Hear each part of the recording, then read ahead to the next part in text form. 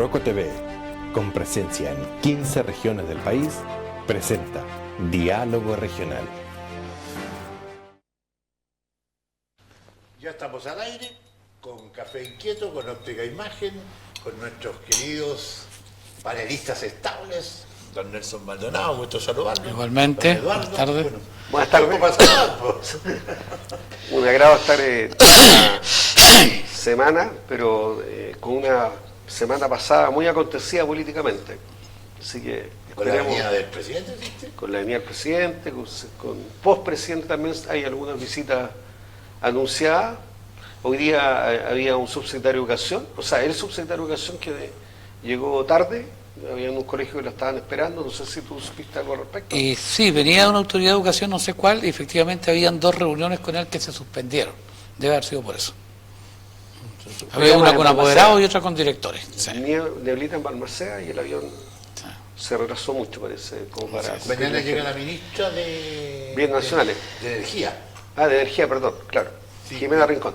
Sí, va a estar aquí en el programa, eso es por lo menos lo que nos anunciaron. Qué bien. Que viene doña Jimena y hay esas consultas por parte de la Cámara Chilena de Construcción, y porque viene una baja de un 14, y tanto por ciento a las casas, sino que a las MIPE. ¿Ustedes Sí. también van a estar dentro de esa línea o no? No. Y una mala noticia. Tiene alto consumo ustedes. Sí, pero la verdad que no estamos dentro de esa. Una mala noticia de la prensa especializada con respecto a un proyecto de energía que gestionaba la familia Galilea, de don Pablo Galilea, que le fue mal en la segunda instancia, no obstante que le quería una tercera para pelear sobre el impacto ambiental que ese proyecto eólico tendría. Y una de las razones por las cuales se rechaza la apelación es porque afectaría el desarrollo y conservación de los cóndores y de los huevules. Así que es muy complicado el tema. O sea, acá en la región no se puede hacer nada de nada. Y a la oveja no la afecta. No sé, pareciera que también, pero es muy triste porque no se va a solucionar el problema de energía en base a un proyecto pequeño, de un arroyo. A la empresa no le interesa, y si no lo hace el Estado, no lo va a hacer nadie, ¿no? Vamos a seguir siempre con la energía cara, y todos estos esfuerzos que se están haciendo de biodiesel y qué sé yo, son pura macana, ¿no? Porque en definitiva no veo cómo un proyecto de biodiesel va a solucionar el problema, si el biodiesel, donde hay biodiesel, como nuestra 8ª región, nuestra 7ª región, no se hace, menos hacer en la región de Aysén. Hay localidades también complicadas en este momento. El caso de la Huayteca, el caso de Tortel, son ciudades que nos cuentan con este... Bueno, ese es como dicen los ciúticos, ese es uno de los nudos que tiene el desarrollo de la región, por el tema eléctrico, por el costo de las tarifas, y por lo mismo se han hecho las últimas políticas de los últimos gobiernos, han tratado de avanzar en energías que no sean el petróleo, porque esta es una región que depende mayormente del diésel, y con todos los costos que eso significa, costos monetarios primero que nada, pero también costos de otra naturaleza. Ojalá que ese proyecto que menciona Eduardo pueda en la tercera etapa Salir adelante. salir adelante, porque yo creo que aquí falta el criterio de conciliación. Yo creo que es muy importante el respeto al medio ambiente, pero eso también tiene que conciliarse con la necesidad que tiene la región de desarrollarse. Hacerlo compatible. Pero además que son absolutamente compatibles, creo yo que son absolutamente compatibles. O sea, si eso no es compatible, nada es compatible. Claro, entonces, y se ha avanzado en esa materia en la región, pero obviamente que es un nudo en el desarrollo de la región de Aysén, el tema de la energía eléctrica, y hay comunas como tú mencionas, que dependen de un motor que funciona con petróleo, que están gastando una cantidad enorme de recursos los municipios para poder sustentarlo. ¿eh? Sí, de hecho el gobierno regional es... Obviamente tienen que ser subsidiados porque de otra manera no podrían existir. Y hoy día ya no es concebible una localidad, un pueblo, por pequeño que sea, que no tenga luz, que no tenga energía eléctrica. Ya estamos en otros tiempos. Entonces obviamente que en eso tiene que avanzarse, y se ha hablado mucho de la ley de Raúl Marín Balmaceda. Claro, la ley de sistemas medianos y de los beneficios que traería para la región de Aysén. Eso todavía no se ven de forma tangible. Debieran comenzarse a ver en el futuro cercano. Ojalá así sea. Sí, Puerto Gala, Puerto Aguirre, Raúl Marín Balmaceda, dependen exclusivamente de estos equipos se hicieron algunos intentos en Chile Chico, pero no prosperó. Y lo otro también que, bueno, la paradoja que siempre se dice, en el sentido que esta es una región que tiene mucha agua, muchos caudales, y tenemos un porcentaje de energía hidroeléctrica muy bajo. O sea, uno entiende, yo en ese sentido fui también opositor a que no se haga un proyecto como ¿cómo se llama este proyecto? Hidroaicén, porque además no nos beneficiaba la región de Aysén, sino que era para otras regiones del país. Y además estaba mal diseñado porque no incluía tampoco en su diseño alguna compensación, para la región de Aysén, si no hubiese tenido más apoyo.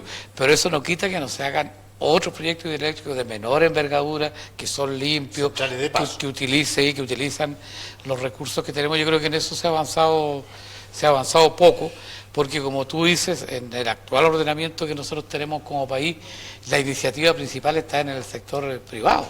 Y pues dice que aquí, decía de hecho el gobernador, vamos a decir que estamos con engorda, solamente tenemos engorda en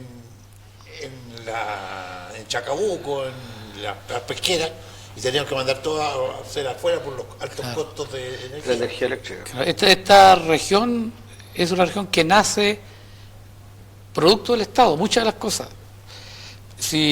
Porque no eran rentables en un inicio, y un ejemplo de eso es la energía eléctrica. Cuando Endesa creó la central de Río Los Palos en Aysén. Esa central seguramente no tenía utilidades, seguramente tenía pérdidas, pero la provincia de Aysén en ese entonces necesitaba de esa central, que no solamente le daba luz a Aysén en ese entonces, sino que a Coyhaique y Balmaceda. Yo conocí muy cerca eso, porque yo viví en esa central. Viví 10 años en mi infancia en esa que era un monumento natural muy lindo. Claro, entonces, pero después hay muchas cosas que aquí las hizo inicialmente el Estado, pero hoy día el Estado no tiene facultades ni tiene potestades para hacer cosas, y obviamente el privado legítimamente, siempre cuando quiere hacer algo, tiene que pensar en que le dé alguna ganancia, si no de inmediato, al menos en el corto o en el mediano plazo.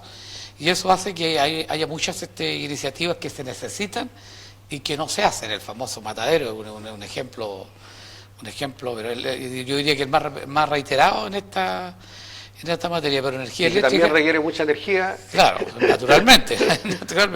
y empieza la cola. Claro, energía eléctrica es un tema, un desafío para el desarrollo de la región de Aysén.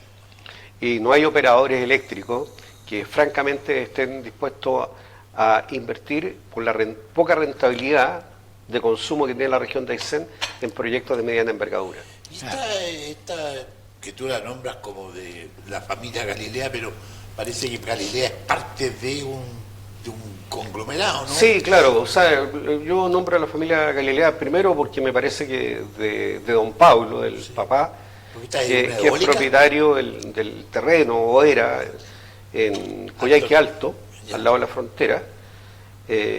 Punta del Monte. Claro, él aportó su espacio físico ahí para que otros, seguramente en la asociatividad legítima, formularan el proyecto.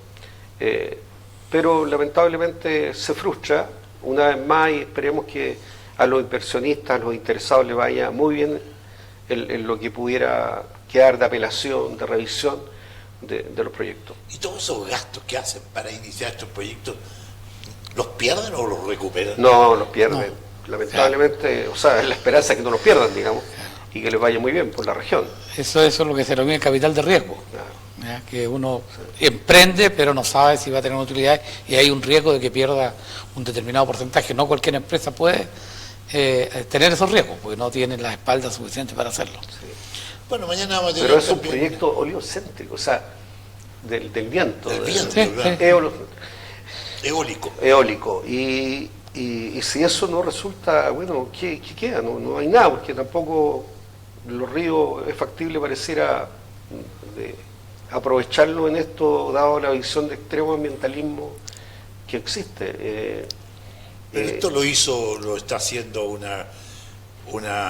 no son personas que están en contra de este proyecto, sino que son unos ambientalistas. No, que hay organismos, hay un procedimiento. Que tienen la vara muy alta. Claro, con que respecto tiene a eso. distintas etapas y ahí van evaluando los proyectos hasta la instancia final de apelación. Ahora, uno entiende, porque no podría hacer de otra manera, que lo que hacen esos organismos que evalúan es aplicar la ley. Claro. O sea, no otra cosa, porque no pueden no aplicarla y tampoco pueden excederse. Pero son organismos del Estado. Claro, sí, son pero organismos. escuchan Claro, a muchos. pero se rigen por la ley. Bueno, esperamos buenas soluciones energéticas acá en la región de Sí, Aysén.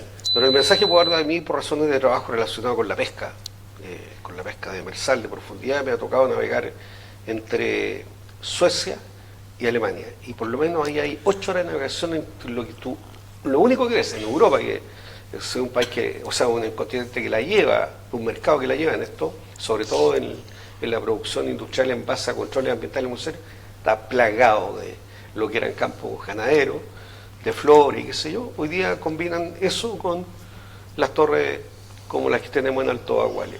Pero si tú vas a La Serena y esos lugares está lleno Está también. lleno, y ahora nosotros competimos Eso ayuda a la mucho, minería, ¿no? con la región de los lagos y los ríos.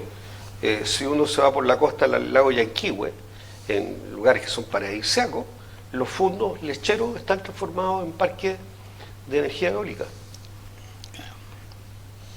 Y ahí yo siempre pensaba que Balmaceda debería ser uno de los lugares privilegiados. Parece que no tiene continuidad de golpe.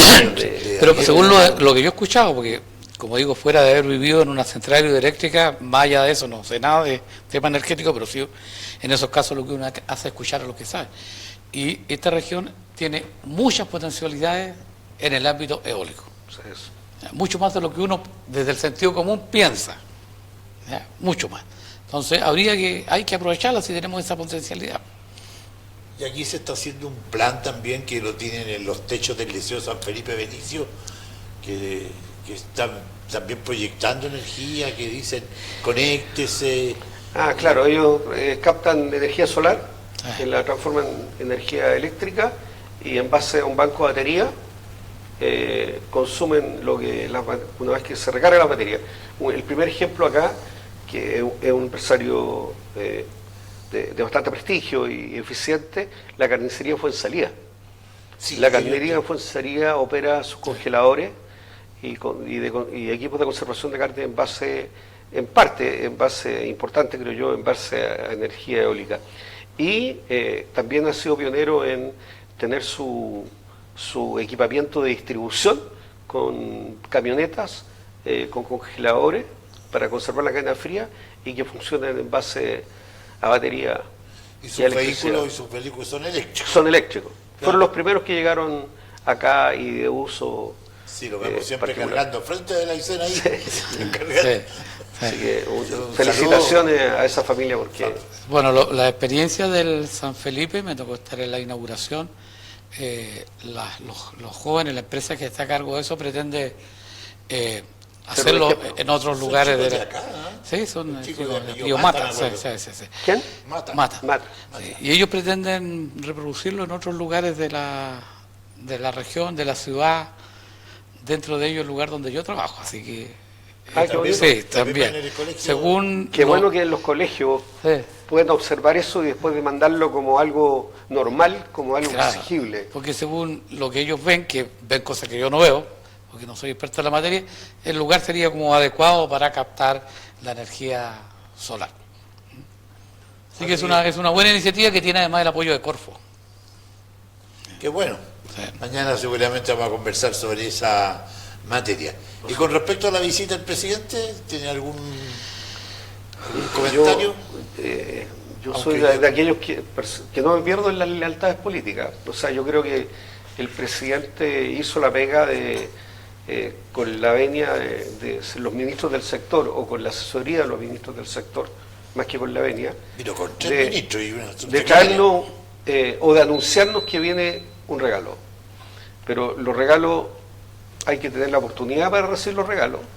Y cuando yo refiero a la oportunidad, ¿a qué tanto estamos preparados para recibir ese regalo y aprovecharlo, digamos, como Vale, ¿y cuál es oportunidad? el regalo? El regalo son la cantidad de millones para ejecutar obras carretera, en la claro. carretera que nunca se habían puesto a disposición de Aysén. Ahora se van a poner a disposición de Aysén en la medida que las direcciones regionales involucradas, básicamente Vialidad, el Servicio Nacional del Medio Ambiente, hagan la pega, digamos, y el Ministerio de Desarrollo Social. Hay algunos tramos que tienen el proyecto de inversión formulado, no sé si estarán en condiciones de redarse ya, pero en lo otro hay que hacer la pega, hay que hacer muchos estudios, los estudios se licitan, o sea, de aquí a un año y medio es imposible que la comunidad vea Hacer nada nuevo. nada nuevo. Sí, sí, O sea, es lo que yo planteaba el Primero otro que día, nada, o sea, los y anuncios. después, en la medida que tengamos una Contraloría Regional eficiente, pragmática, y no fiscalice desde el escritorio con criterios que no van en una región, que no sirvan una región de Aysén, que haya un poder judicial que también se ponga la camiseta por Aysén y no ocurra que por recurso de protección que las obras queden inmovilizadas, botadas, proyectos que no se van a poder concretar. Y en fin, o sea, hay que mancomunar la gestión de varias instituciones, principalmente del Ministerio de Obras Públicas a través de Vialidad, MIDESO, el Ministerio de Desarrollo Social, y las autoridades del Servicio Ambiental. Sí, yo el otro día hacía un comentario sobre ese tema, que los anuncios son siempre importantes y los anuncios que se hicieron ahora son anuncios sustantivos. Y esto lo voy a decir respecto de cualquier gobierno, pero otra cosa es la ejecución. Así es. Otra cosa es la ejecución, porque en materia de caminos sobre todo y pavimentaciones, los proyectos son muy lentos y demoran. No tengo la cifra, pero... Y mucho riesgo. Sí, yo no sé cuántos Mucha variable. ¿Cuántos kilómetros más? 50,4. Sí, pero ¿cuántos más o menos se pavimentarán por gobierno? Bueno, el último fueron 40. Claro, y ahí y esos son más o menos en el mejor de los casos. Siempre y cuando el gobierno que llegue se encuentre con estudios ya hechos, con las obras básicas terminadas en algún lugar y llegue a tirar la mezcla, como se dice vulgarmente, porque lo otro demora mucho. ¿Hay algunos avances? Claro, diseño, y a veces a algunos gobiernos le toca solamente diseñar y hacer obras básicas. Exactamente. Y al otro le toca pavimentar e inaugurar. Y al otro Claro, cortar la cinta. porque claro, cortar la cinta. Es un continuo. Claro, entonces, Una claro, el anuncio es grande, pero es para yo creo que para varias décadas. Por lo tanto, eso tiene que haber continuidad. Yo creo que no hay ningún gobierno que no ha avanzado algo en conectividad, porque todos han coincidido que ese es uno de los problemas fundamentales que tiene la región. Unos habrán avanzado más que otros, unos habrán sido más eficientes, otros habrán tenido más suerte además, porque esto tiene que ver con que haya empresas dispuestas a presentar una oferta y a presentarla dentro del presupuesto, la suerte de que la empresa no deje abandonar la obra, o sea, todo ese tipo de variables. Que ha sido muy común en el tiempo de la Claro, pandemia. sí, entonces todo ese tipo de cosas hay que considerarlas en la realidad y ojalá que se avance lo más posible, porque pues ya que es importante para una comuna, para la región mejorar, o sea, uno tiene la posibilidad de mirar hacia atrás. Yo el otro día pensé que le contaba, yo alguna vez me tocó trabajar en Puerto Cisne, me parece que fue el año 86, ¿ya? Yo me iba en un vehículo común y corriente, ni siquiera era bus, y demorábamos entre 6 o 7 horas, ¿ya? Hoy día a Cisne uno lo hace en 3 Máximo o 3. 4 horas. 3, yo que manejo despacio, 3 y un poquito más, Sí. ¿ya?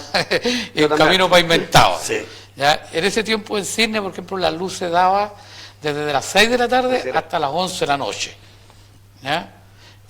Uno estaba a lo mejor mirando una película y se cortaba la luz. Hoy día tiene luz eléctrica completa. Cisne es un pueblo chiquitito, pero muy moderno y además muy atractivo.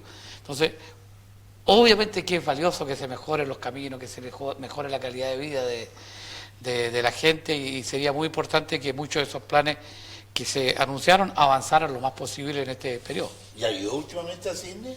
Sí, siempre voy, sí. Realmente tiene mucho avance, ¿eh? Sí. Está muy lindo Sydney. Sí. ¿Ah? Y ahí hay una suma de esfuerzos de alcalde, cualquiera sea el color político, digamos, si en el fondo la República funciona. Yo recuerdo muy bien a Valdés, pues estuvo en su tiempo. Valdés hizo- le cambió la cara a Sydney y lo mismo que a Lago Verde. Claro. Y ahora su hija está en la Gold. Así Claro. es. La Claudia. Así es. Su resto hizo Nelson Opaso, también importante, Claro. pero es muy egoísta esto de empezar Clasificar. a clasificar, porque en el fondo lo que le interesa al ciudadano es que toda la región tenga un desarrollo homogéneo. Y además que los proyectos Y grandes avanza el cruzan mucho más que una administración, a veces hasta 2 o 3. Claro. Hablábamos el otro día con alguien que trabaja en esto, el promedio de demora en construcción de un hospital es de 20 años. Y usted, Son 4 gobiernos. y usted es nacido y criado acá. Sí, yo soy nacido en Puerto Aysén y criado mayormente acá en Coyhaique desde mi infancia. Y es fácil entonces comentar cómo era antes, Sí, cómo por está supuesto ahora. que sí, uno puede hacer esas La gente comparaciones. las quiere rápido. Hoy día Claro. está muy molesta una señora. Y yo digo, no, si se demora esto, por fin están pavimentando las calles del centro, acá en Coyhaique. Y hacía mucha falta Claro. de esos cambios. En cualquier parte de Chile, tú que tocaste el tema de los hospitales se proyectan para estar ejecutados y usados por la comunidad de 10 entre 10 y años. 15 años. Claro. 15 años. Hay 3 hospitales modelo que de aplicarse en el resto de Chile le cambia la salud a Chile, que son Talca, ¿Temuco? Talca, Castro, Villarrica y el que está a puerta de inaugurarse, Chillán. Ya. Van a ser parques con psicólogo, con psiquiatra, con zonas de esparcimiento para la tercera edad, en que ir al recinto va a ser más que ir a buscar una consulta médica, va a ser un espacio de compartir la cultura de la salud que viene. Y los asesores en esa línea están recomendando que los proyectos se suspendan por unos años, porque como viene la inteligencia artificial y la telemedicina, usando estos sistemas, es hasta irresponsable desde el punto de vista de la ejecución, de la eficiencia de la aplicación de los recursos públicos, proyectar algo a 12 años en circunstancias que en 3 años puede cambiar, pero absolutamente la mirada. Y pareciera que la lógica va por meterle mucha inversión a los consultorios. Claro. Y aquí se está construyendo el CEFAN, Pero por ahí va el cuento. que tiene 600 días, y los 800 grandes dijeron, pero y los pueden espacios ser que tenemos, 600. que hoy día parecen poco, pudieran ser suficientes si dotamos de tecnología a los consultorios. Sí, bueno, hemos visto tanto movimiento estos días. Bueno, también se vienen 2 puentes que son muy necesarios para subirle, por supuesto, el tonelaje, porque hoy día los camiones grandes Eso es no pueden, básico. Eso es- estos que están en el o sea, sector de la Junta. De repente yo creo Claro. que cuando más que pavimentar hacia el sur, donde la productividad es escasa y los pavimentos se justifican por soberanía, por el turismo, de repente hay que pensar con más frialdad, y lo que interesa son los puentes, ¿no? Claro. Para que la poca ruta que tengamos pueda ser utilizada por los camiones que llevan progreso, que llevan carga, que hacen competitivo el comercio.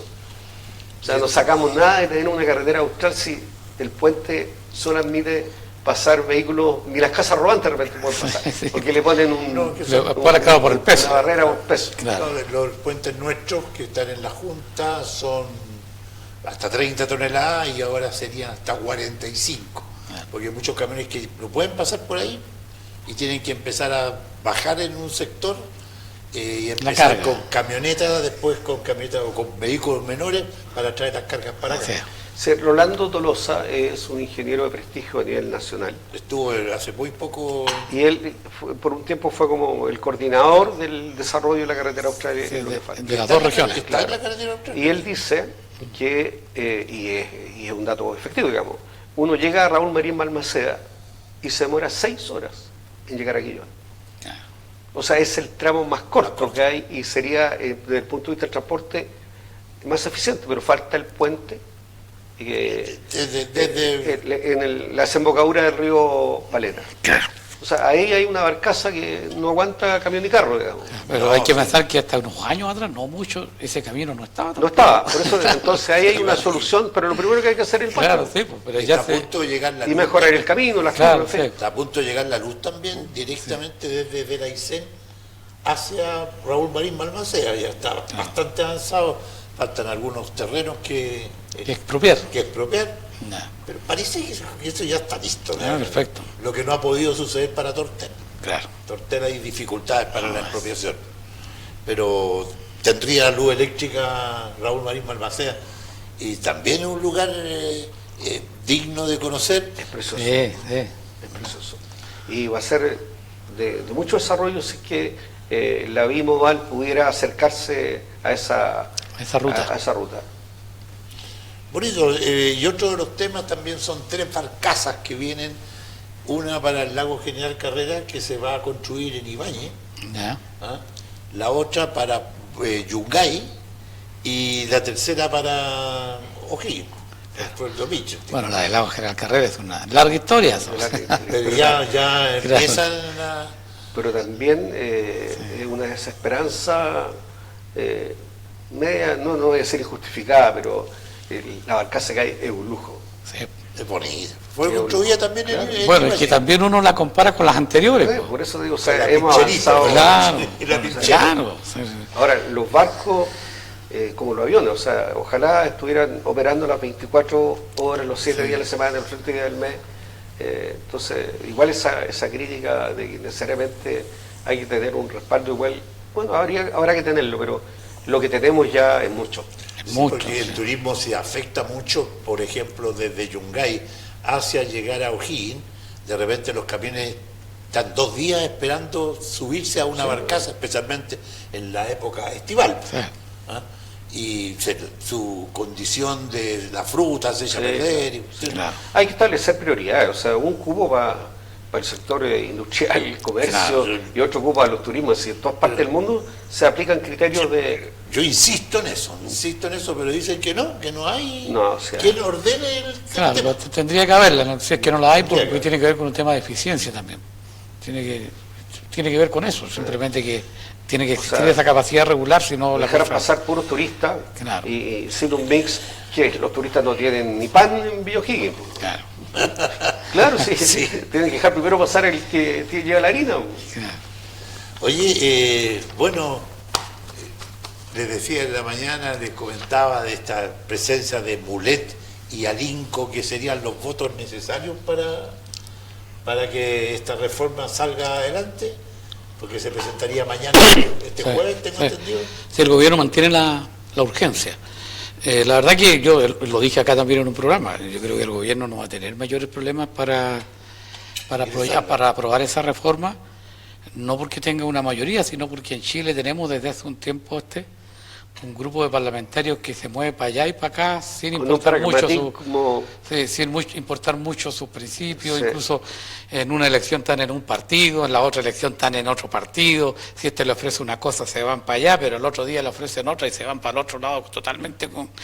Y tenemos un porcentaje de parlamentarios en esa línea, y por lo tanto ahí es relativamente fácil Negociar. la palabra, yo voy a usar otra palabra, comprarle su voto, porque ellos siempre piden algo a cambio. Ahora, Ojalá que lo que pidan a cambio sea en beneficio de la región, claro, sea una adicional a sí, pero lo que para pasa es que regional. por más que pidas algo para tu región, un bono para acá, una entrega de un terreno para un comité de vivienda, no, proporcionalmente no tiene nada que ver con lo que se pierde con esta reforma. Hoy día, una noticia importante con la reforma, porque puso en el Parlamento el Consejo Autónomo Fiscal. ¿Ya? Puso 11 observaciones. Claro, el Consejo Autónomo Fiscal es un organismo, como su nombre lo dice, autónomo, y tiene consejeros que son Muy duros. muy duros y muy técnicos además. Y la verdad que confirmó, no dijo cosas nuevas, confirmó de manera mucho más técnica algo que ya venían diciendo muchos economistas, es decir, la reforma tal como está puede producir primero un desbalance fiscal. ¿Qué significa un desbalance fiscal? Que haya menos ingresos que los que se necesitan, en el Estado me refiero, que los que se necesitan para financiar el gasto. Y eso se puede producir al menos con 100% de seguridad de aquí al 2030.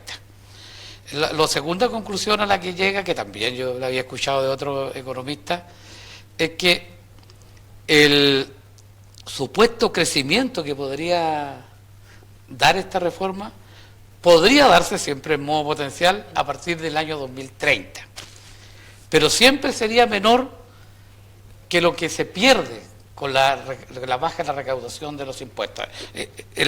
Dice, mire, creceríamos más tarde claro, de lo que estamos gastando. Al 2030, el déficit, el negativo sería de 0,71 del PIB. Y el crecimiento de aquí al 2030 sería de 0,41. O sea, no compensa. Podría compensar, y siempre podría, el 2050. ¿Ya? Entonces, pero de aquí del 2026-2030, el fisco tendría menos recursos, tendría más déficit fiscal, porque son más de 4.000 millones de dólares los que se dejan de percibir por la rebaja del impuesto corporativo. Yo estaba calculando, yo como soy malo para las matemáticas, pero felizmente hoy día existen calculadores en el celular, en el computador y en todos lados. Estaba calculando cuánto cuesta una vivienda social. ¿Cuántas viviendas se alcanzarían a hacer con esos recursos que se van a dejar de percibir por la rebaja de impuestos? Y más o menos es entre 70.000 y 90.000 viviendas sociales se dejarían de hacer con la pérdida de los 4.000 millones que se van a dejar de recaudar por la baja de impuestos. Estamos hablando de dólares. Claro. Ahora, ¿cuántos son 70.000 viviendas sociales? Porque dicen de 70.000 y 90.000. Más que las que se hacen en un año en el país. Más. Porque las que se hacen en un año en el país, promedio, porque hay algunos gobiernos que han hecho más, son 60.000. Entonces, por más que un parlamentario diga, no, es que yo voy a votar a favor porque me van a construir una sede comunitaria o le van a dar van a colocar de seremio a un amigo mío o alguien de mi partido, esas compensaciones no guardan ninguna relación con las pérdidas que va a tener el Estado por el concepto, solamente estoy hablando del concepto de la rebaja de impuestos, que una de las medidas es la principal.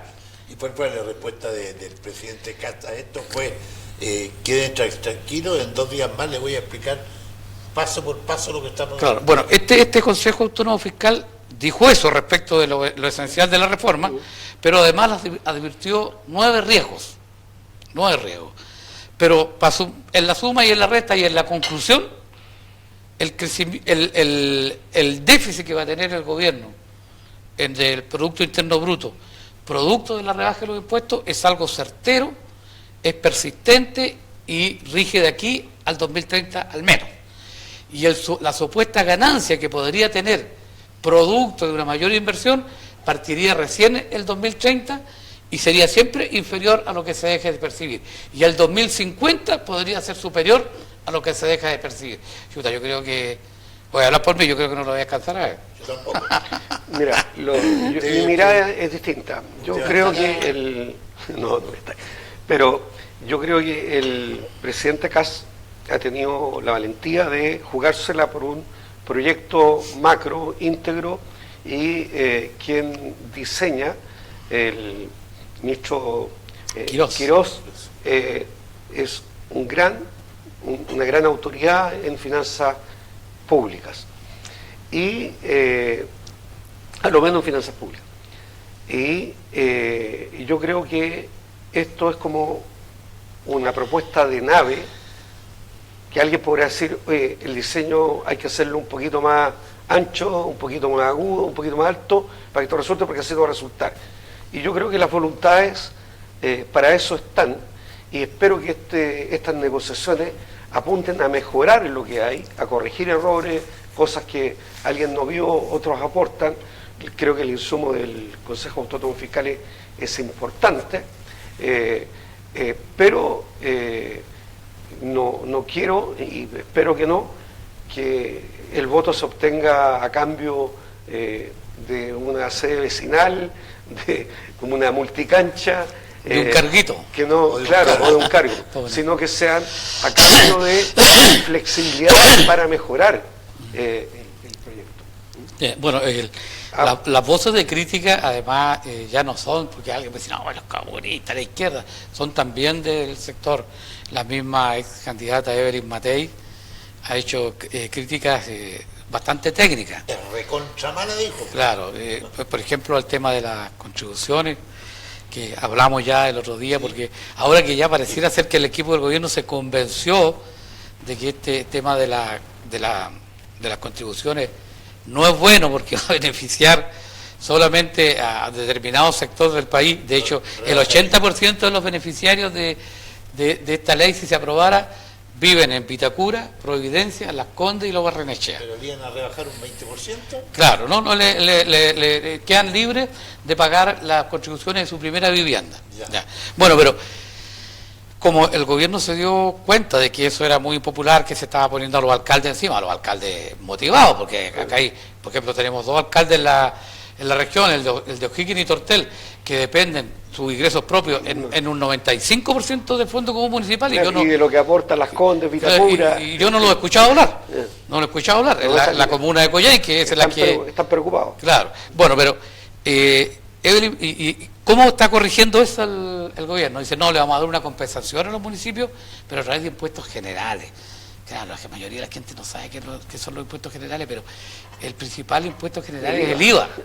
Entonces, y el IVA lo paga todo, hasta la gente más humilde que va a comprar un kilito de azúcar paga el IVA. O sea, la gente más humilde va a compensar lo que van a ganar los otros que tienen más recursos. Y Evelyn Matei... Salvo los pañales y los medicamentos. Claro, Evelyn Matei, alguien podrá decir, no, María está picada porque perdió la elección, pero Evelyn Matei... Igual ella estudió economía, no se tituló, pero estudió economía, y además algo conversará, creo yo, con su esposo de economía, que es sobre eminencia en economía, don Andrés de Sormó. De hecho, él fue presidente del Consejo Fiscal Autónomo en el anterior. Está de patelista en una... Claro, no, y él fue muy crítico de esta reforma. Entonces, yo no sé qué irá a pasar. Aquí no hay dueño de la verdad, no hay verdad absoluta. Yo creo Sí. que es una oportunidad que nos pongamos de acuerdo en el Congreso para saber escoger la crítica, optar por una línea de enmienda a lo que hay y llegar a un acuerdo republicano. Ojalá. Lo que dijo el presidente hoy día, no el presidente, el ministro de Hacienda, le preguntaron por el informe del Consejo Fiscal Autónomo y dijo, recién lo estamos leyendo, lo conocimos un par de horas antes que se exponga. Pero lo que yo leí últimamente en la segunda en la tarde, ¿Sí? que el presidente había dicho que es un par de días tranquilo que vamos a responder punto por punto. Claro, y dijo el ministro de Hacienda que lo van a leer, analizar pero luego el presidente intervino y dijo, aún así no le quitamos la urgencia al proyecto. Y ustedes que están hablando de los ministros, ¿quién es los que tendrían más poder? ¿Sería el del Interior, Alvarado, Quiró o el segundo piso? Porque el que parece que más se ha mostrado es Poduje. Yo creo que Poduje tiene una visión sectorialista fuerte. Poduje es un hombre que ha resultado en varios sectores políticos. O sea, Claro. Ha sido asesor y técnico en los gobiernos de izquierda y de derecha.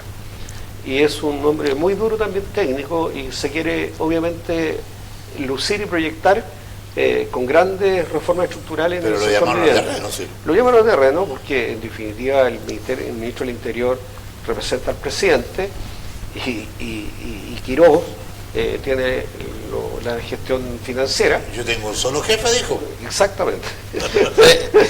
Pero son equipos. Yo creo que Claudio Alvarado representa la autoridad del presidente de la República como coordinador de la ejecución de las cosas.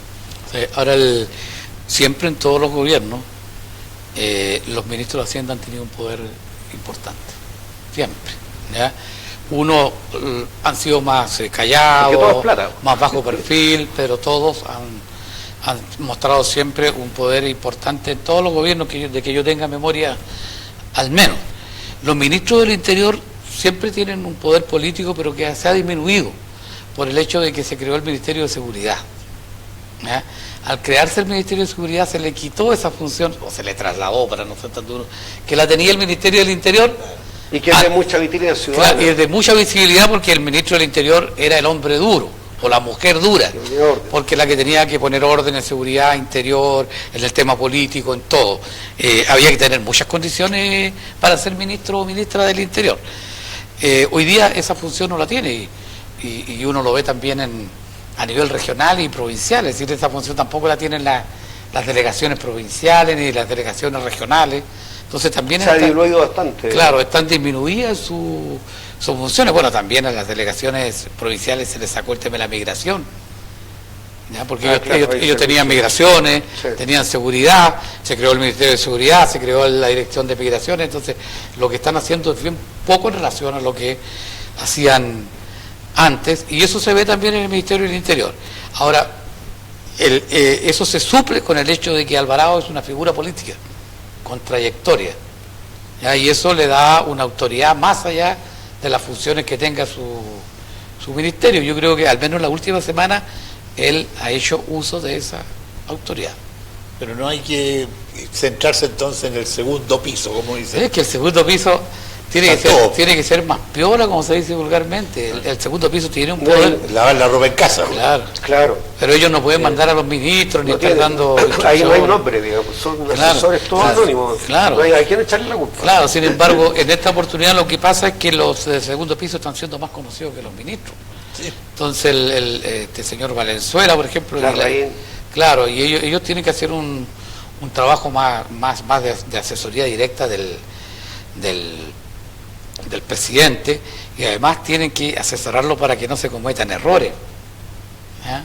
Tienen que ser los ojos del presidente en todas las cosas, anticiparse a todas las cosas.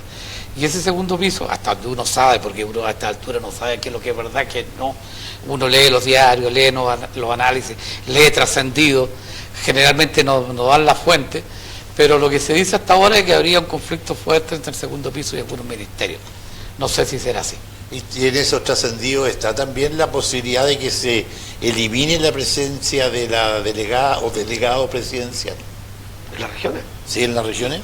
Yo creo que no. No, que yo sepa, no, que yo sepa, no he escuchado. Los delegados regionales tienen otra función hoy día, porque antes eran los presidentes del CORE. O sea, eran intendentes regionales y presidentes del Consejo Regional. Entonces, al dejar de existir los intendentes y al crearse las delegaciones regionales y provinciales, obviamente en sus funciones están disminuidas. Ellos están simplemente con el gabinete, ya coordinando la inversión sectorial. Exactamente. Bueno, por lo menos eso parece que no se toca, pero no, yo creo que por el momento no. Poniéndole ejemplo al tema, si la delegada presidencial no es eficiente, yo creo que va a ser eficiente en el manejo de las carteras para poder ejecutar lo que se podría ejecutar con las platas extraordinarias que vino a poner a disposición de la región del presidente de la República. El gobierno regional no tiene nada que hacer, digamos, porque esos proyectos los tienen que ejecutar los sectores. Claro.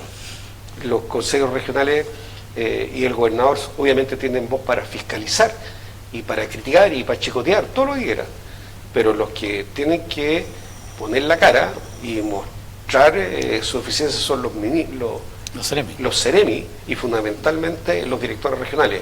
De manera, aquí la estrella debiera ser el CEREMI de Obras Públicas, de Desarrollo Social, Luis Prieto. Don Luis Prieto, y la Autoridad del Medio Ambiente. O sea, de hecho, la gobernación provincial somete a los consejeros regionales, al Consejo Regional, los proyectos que le llegan desde los sectores y de los municipios.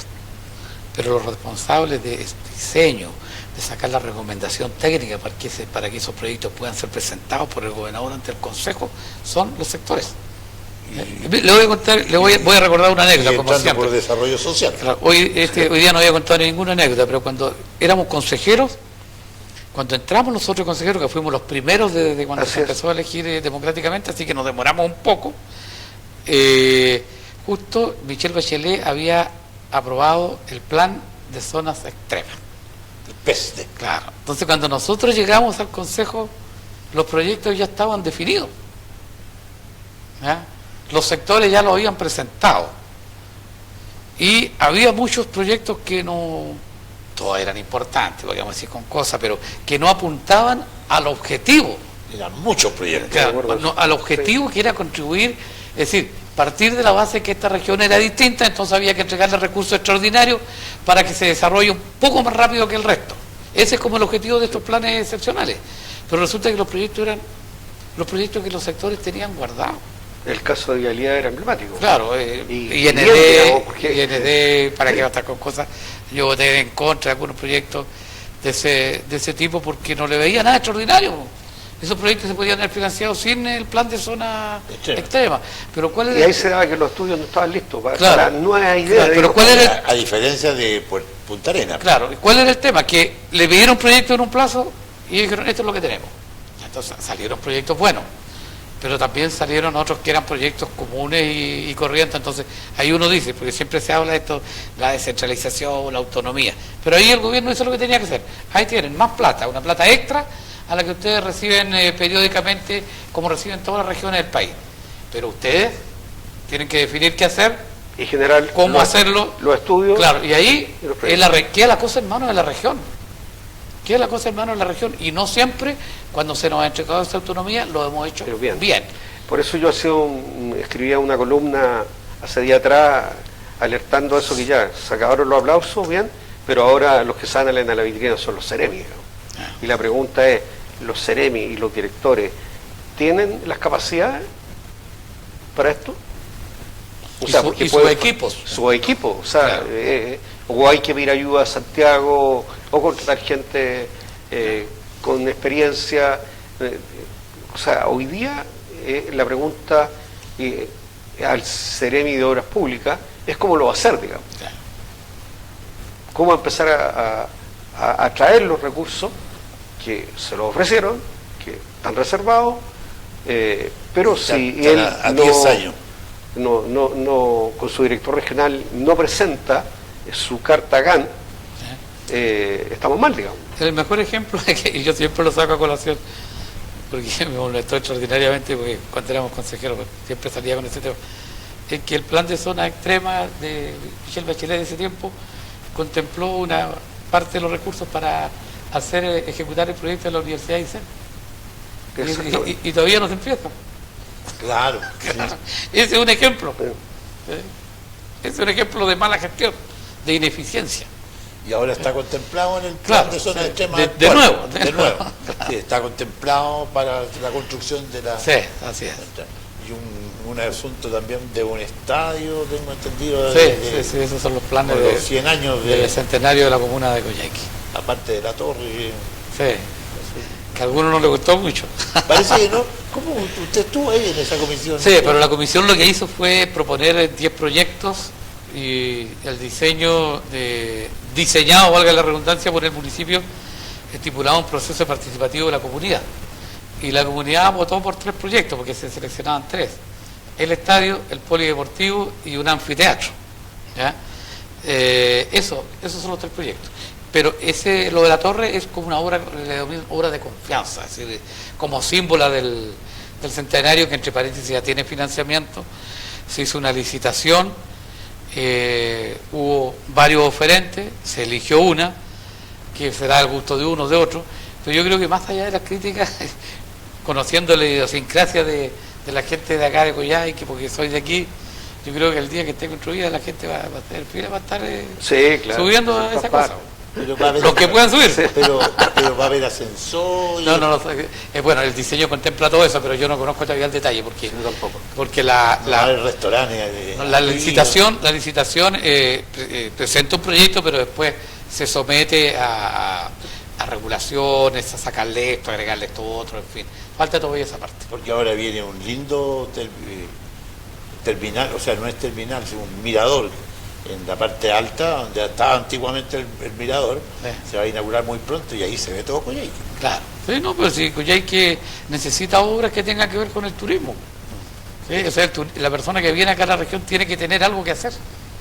No so- y que se quede más de un día. Claro, no solamente mirar el paisaje, entonces, que obviamente que es muy importante, es la razón principal por la cual la gente viene, la naturaleza, dice, ¿ya? Pero también tiene que tener otras actividades. ¿Qué hago en Coyhaique?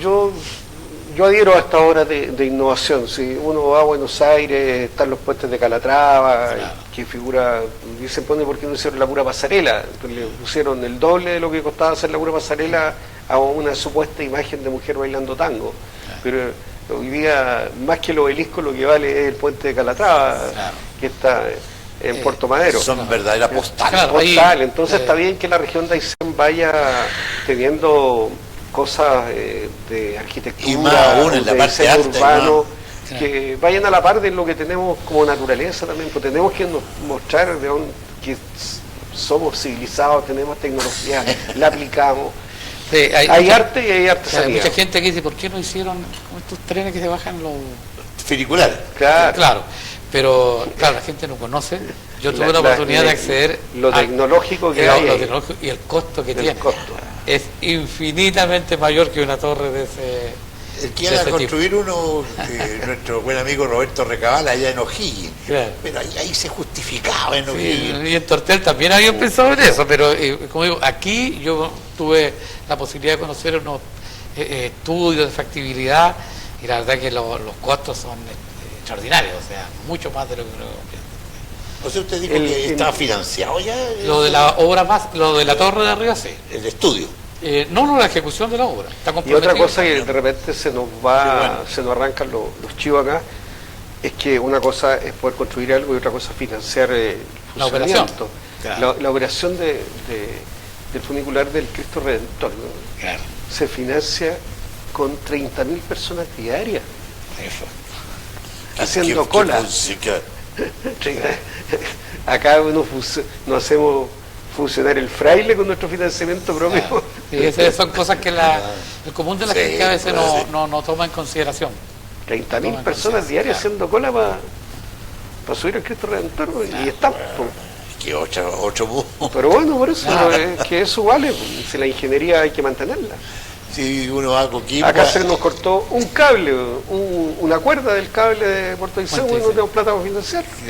se va a demorar 500 días más. 14.000 millones de pesos para reponer el...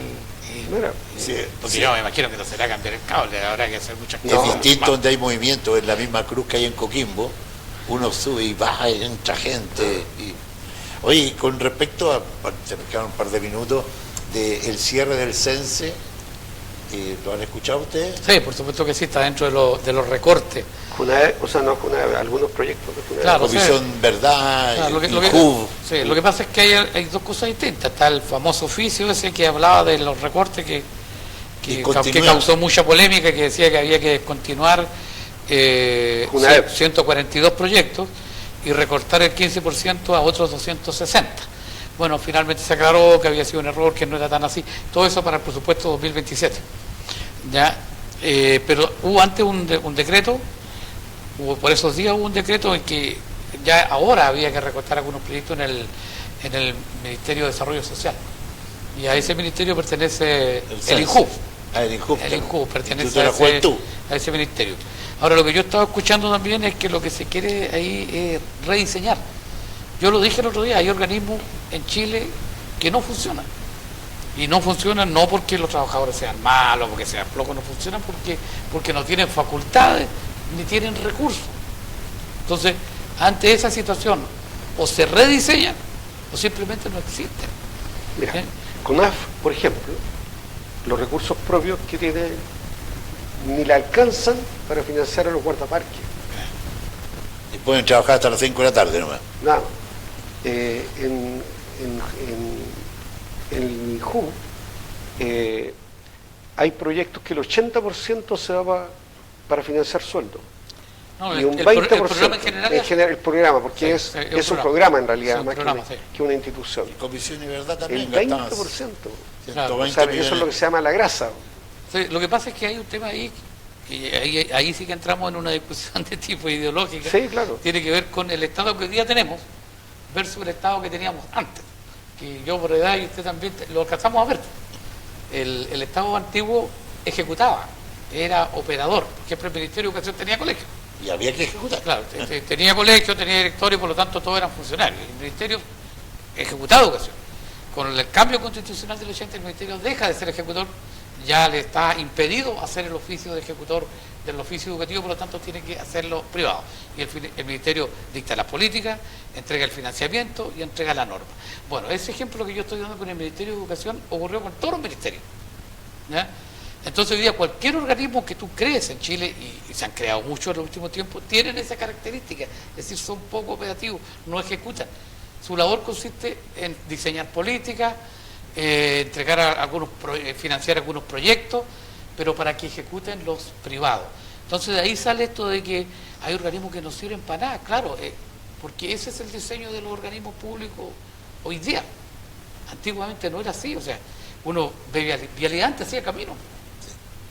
Y por lo tanto en Vialidad trabajaban cientos de personas, sino miles, obreros, pero ahora ellos entregan para que lo haga un privado. Entonces por eso hay muchos organismos cuya función concreta, El SEAT, claro, es muy ambigua, ¿ya? Y a veces no convence a la gente de que sean servicios que efectivamente sirvan para algo. O sea, uno va, por ejemplo, al registro civil, claro que sirve, hay un montón de gente. Y un gran servicio. Claro, por ejemplo. Sí. Pero en otros servicios esa función no está tan clara. No está tan clara como, porque no tiene una capacidad de ejecución muy directa. Yo me recuerdo los tiempos también de la recolección de la basura, siempre era del municipio. Claro. Hoy día está todo contratado hacia afuera. Claro, esa es la lógica del ordenamiento constitucional. Tú pones los camiones, todas las cosas, pero la gente... Exactamente, es el privado el que tiene que llevar a cabo el trabajo. ¿Tuvieron la oportunidad de ver en Televisión Nacional Estadio Nacional del día domingo? No. Donde se entrevistaron por una hora al ministro de Hacienda, Jorge Quiró. Les recomiendo que se lo pueden rescatar, véanlo, porque hay información muy seria, muy puntual, que responde a muchas inquietudes que nosotros hemos planteado, pero que también dejan claro que la propuesta está abierta para ser modificada en las críticas que sean asertivas. Perfecto. Vamos a ver si lo podemos ver. Y nos llegó la hora de despedirnos, que es grato escucharlo a ustedes. La gente también me lo comenta. Y bueno, mañana tenemos la presencia también de la ministra acá en el programa, pero ya estamos preparados con las mismas preguntas que ustedes nos están orientando para poder compartir con ella. Así que vamos a estar alerta. le dejo los espacios para despedirse, Eduardo. Muchas gracias. Anhelo verlo el próximo jueves. ¿Jueves? Sí. No, el próximo miércoles. El próximo miércoles. Sí. Yo estoy un día. Gracias igual a quienes tuvieron la paciencia de escucharnos, y nos vemos la próxima semana. Y la repetición, por supuesto, el fin de semana, que está a disposición de nuestros televidentes. Hoy día estamos saliendo en directo también a través del Facebook. Hay que acostumbrarse. Yo de casualidad tengo una nieta de 2 años y de casualidad el día, creo que el día sábado, ella estaba haciendo zapping y vio mi cara y dijo, abuelo, ya yo no sé qué, y a los 3 segundos me cambió y puso los monos animados. Un saludo a tu nieta y a todas las nietas y a todas las familias, por supuesto. Ni mi nieta, nos despedimos. Ni mi nieta me escuchó. Hasta la próxima semana con Café Inquieto, por supuesto, de la calle 21 de Mayo, y con Óptica Imagen, que nos acompaña en estos momentos tan especiales, con estos 2 panelistas que nos acompañan días como hoy. Hasta mañana. Hasta mañana.